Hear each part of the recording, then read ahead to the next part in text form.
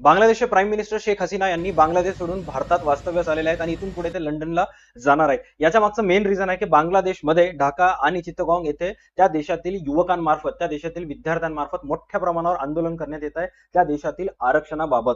1971 साली जेव्हा शेख हसीना यांचे वडील शेख मुजीबुर रहमान जेव्हा त्या देशाचे प्राईम मिनिस्टर होते, त्यावेळेस त्यांनी 80% रिझर्वेशन घोषित केला होता. त्या 80%पैकी 40% रिझर्वेशन स्वातंत्र्य लढ्यातील सैनिकांना देण्यात आला होता. त्यानंतर 10% रिझर्वेशन जो आहे तो स्वातंत्र्य लढ्यातील महिलांना देण्यात आला होता आणि 30% रिझर्वेशन मागास जिल्ह्यांना होता आणि राहिलेला 20% जो आहे ते मेरिटच्या आधारावरील विद्यार्थ्यांना देण्यात आला होता. त्यानंतर 2012 मध्ये हायकोर्टाने ते फेटाळलं आणि कमी करून स्वातंत्र्य लढ्यातील सैनिकांच्या मुलांना 56% देण्यात आला होता आणि मेरिटच्या आधारावर 44%. त्यानंतर 2018 मध्ये सुप्रीम कोर्टाने ते सुद्धा फेटाळलं आणि 7% स्वातंत्र्य लढ्यातील सैनिकांना व त्यांच्या पिढीला देण्यात आलं होतं. त्यानंतर 93% रिझर्वेशन जे आहे